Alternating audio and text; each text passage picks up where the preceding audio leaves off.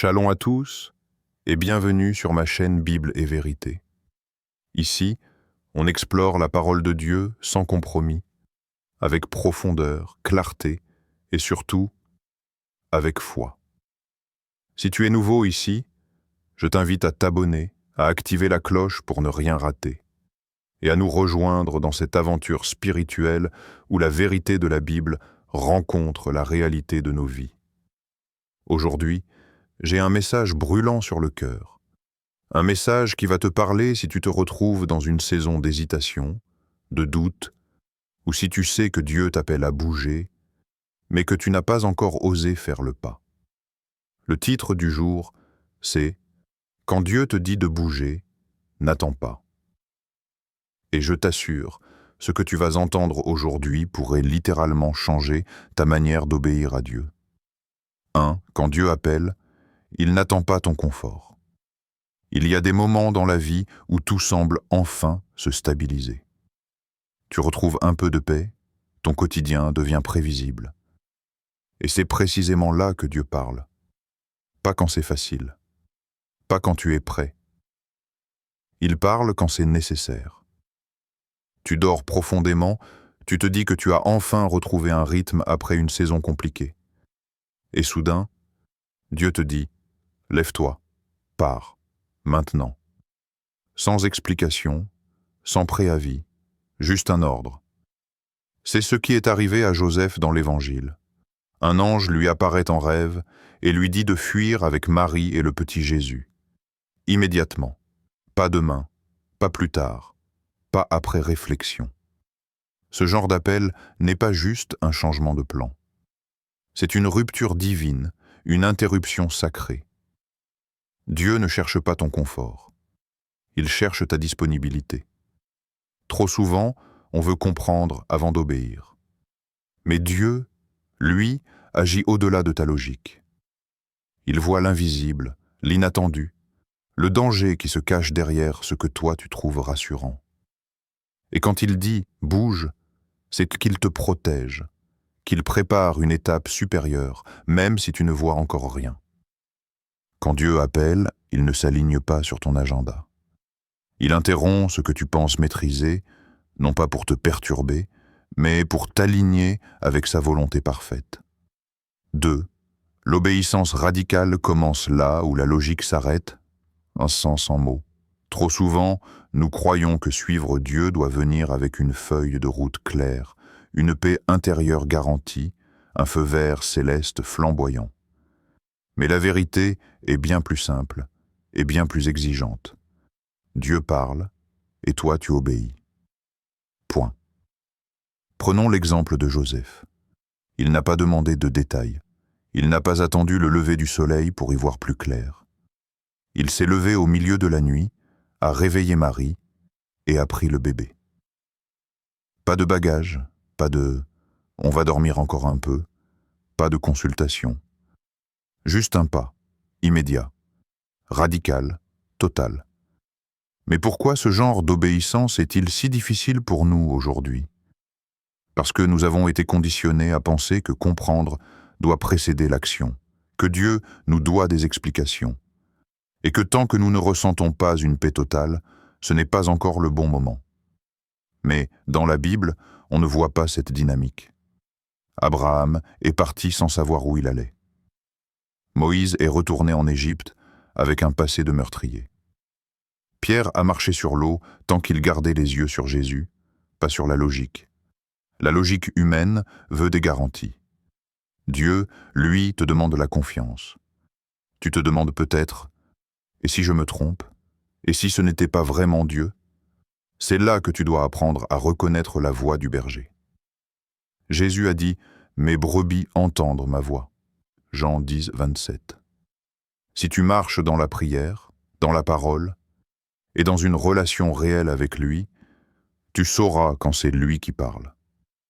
Mais une fois que tu sais que c'est Dieu, tu ne discutes plus. Tu ne remets pas au lendemain. Tu ne demandes pas combien de temps on reste en Égypte. Tu obéis, même si tu ne vois pas tout le tableau. L'obéissance radicale, c'est ce type de foi qui choisit de bouger avant même que les sentiments suivent. Qui dit « Seigneur, je ne comprends pas tout, mais je te fais confiance. C'est cette foi-là qui ouvre les portes surnaturelles, qui active la protection divine, qui t'aligne avec les plans du ciel. Et soyons honnêtes, souvent, ce n'est pas confortable. Ça bouscule, ça coûte. Tu perds des repères, tu déranges ton entourage. Tu dois abandonner des certitudes, peut-être même ton image, ton statut, tes plans. Mais dans le royaume de Dieu, le coût de l'obéissance est toujours moindre que celui de la désobéissance. Alors, si Dieu t'a parlé, pourquoi attendre? Pourquoi douter encore? Pourquoi calculer les risques, quand le seul vrai risque est d'ignorer la voix de Dieu?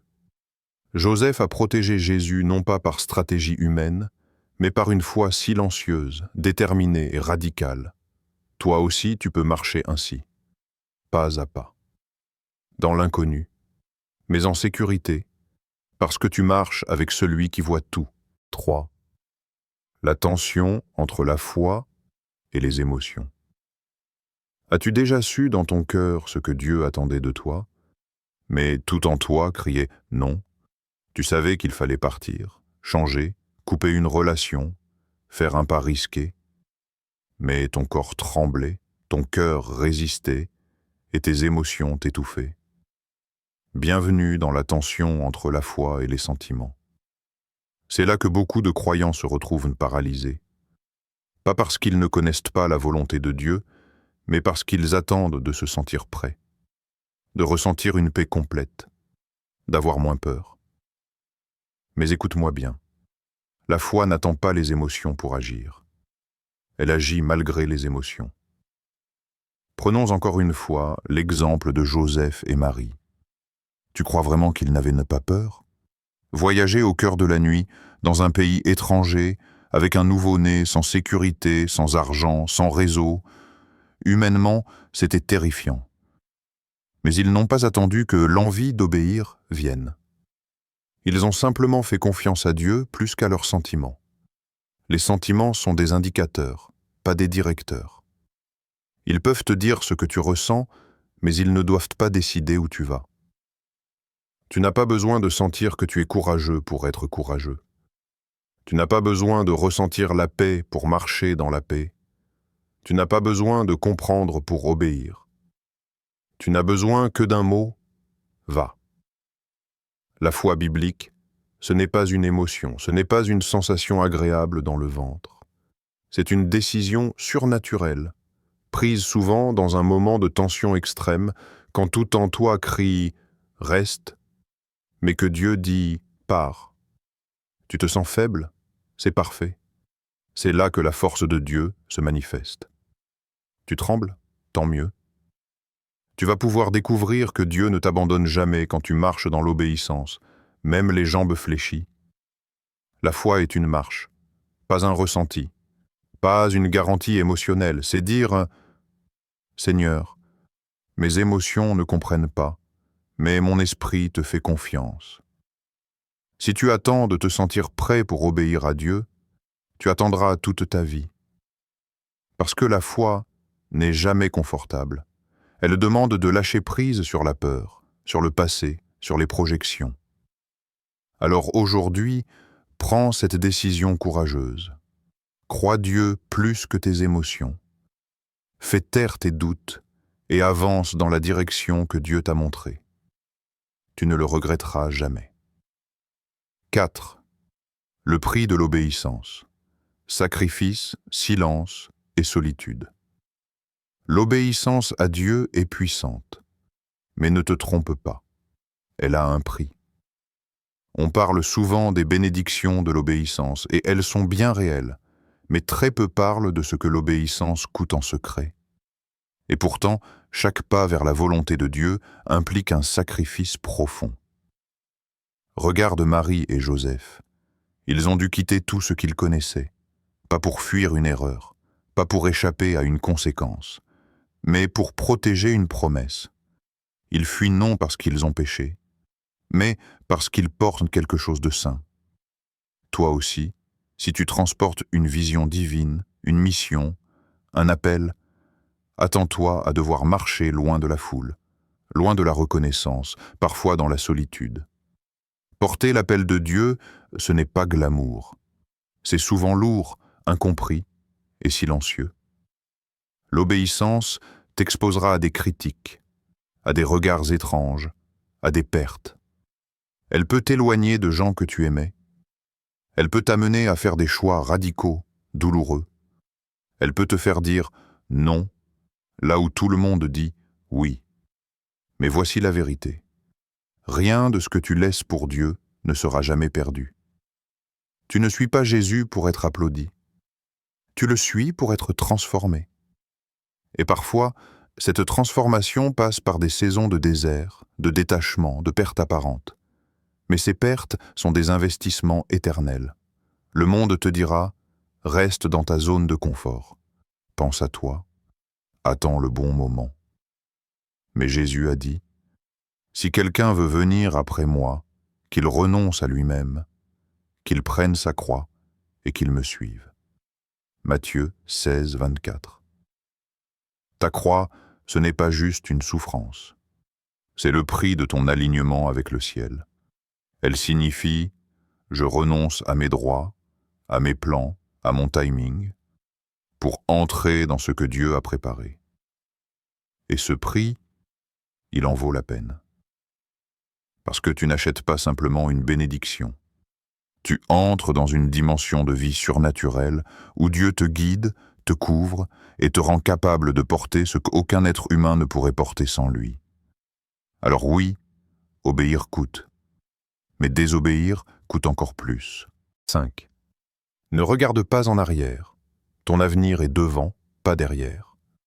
Tu ne peux pas avancer en regardant derrière toi. C'est une règle simple, mais que beaucoup de croyants violent inconsciemment. Dieu dit « Va de l'avant », mais ton cœur reste attaché à ce que tu laisses.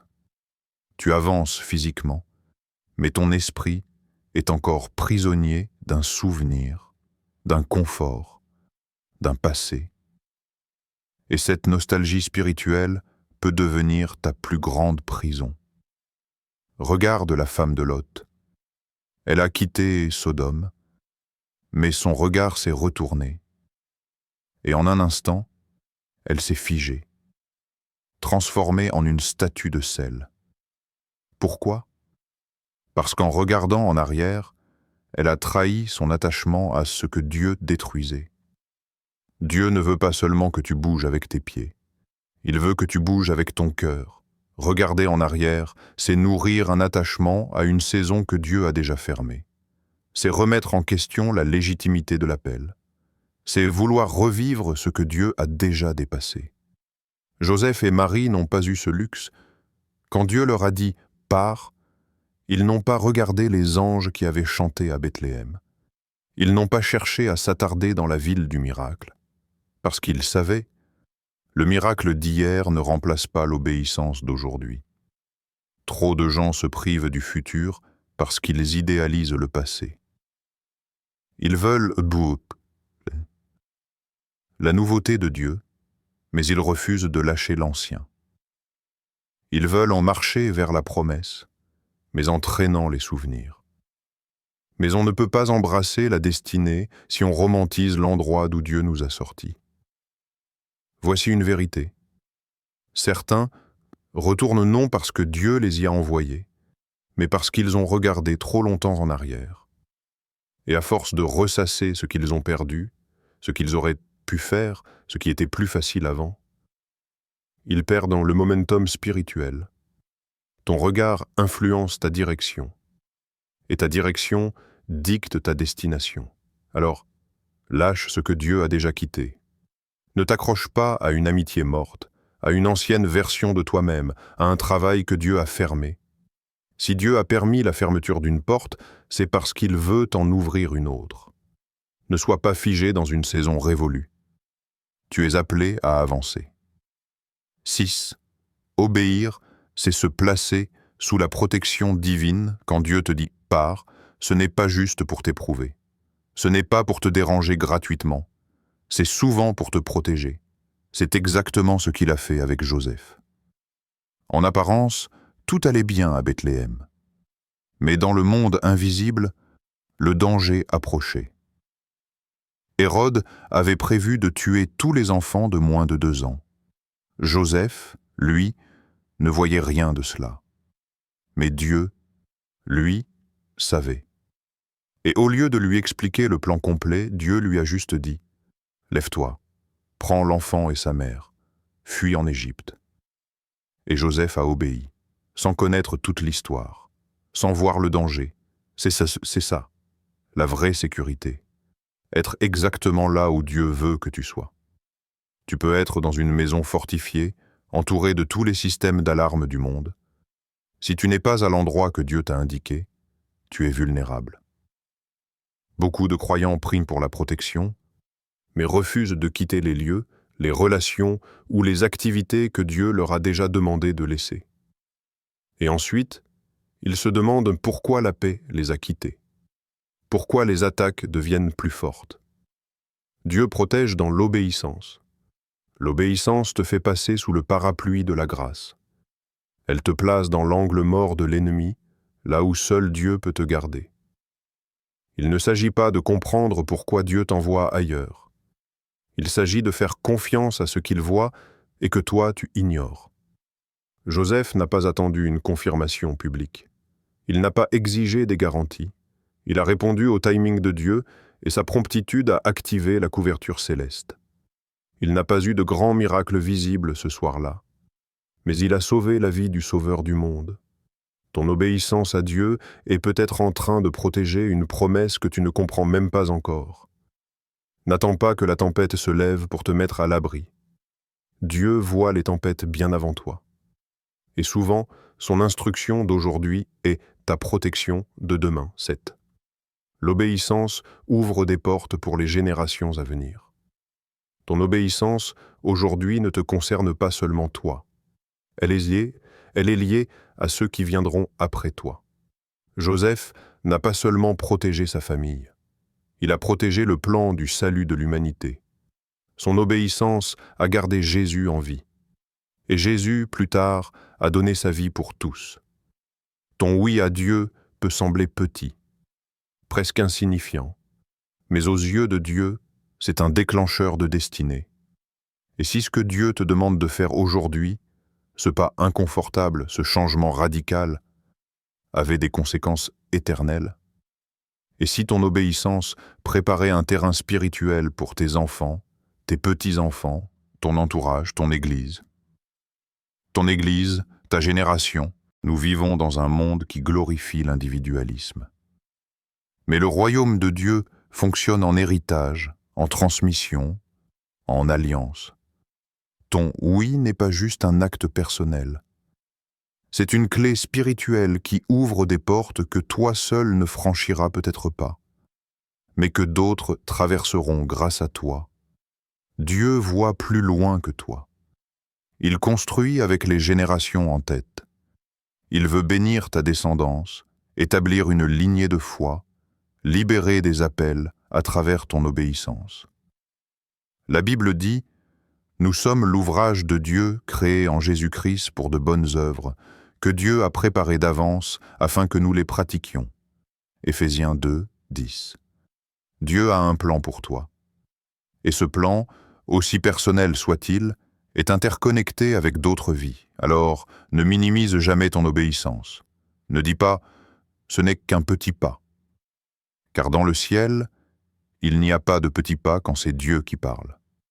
Ton oui peut être la différence entre la survie et la perte pour quelqu'un d'autre. Il peut préserver une lignée. Il peut sauver un appel.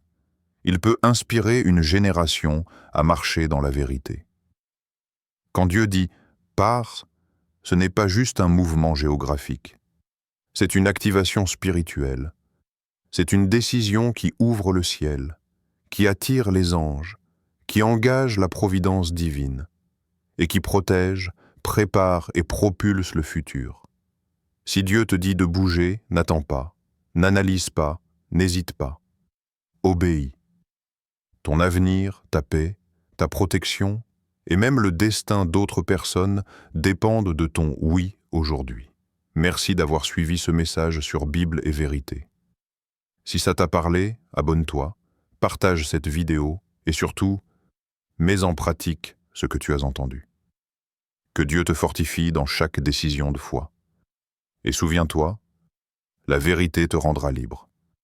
À très bientôt et reste béni.